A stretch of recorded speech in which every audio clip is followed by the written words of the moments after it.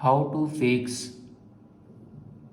voicemail notification won't go away in Moto G96. So let's start the video. First of all, open settings. In settings, scroll down and here you can see the option apps. Now click on apps and then click on see all apps.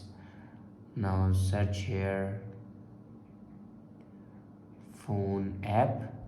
Now click on phone app and then click on storage and cache. Now here you can clear the cache memory of phone app or data.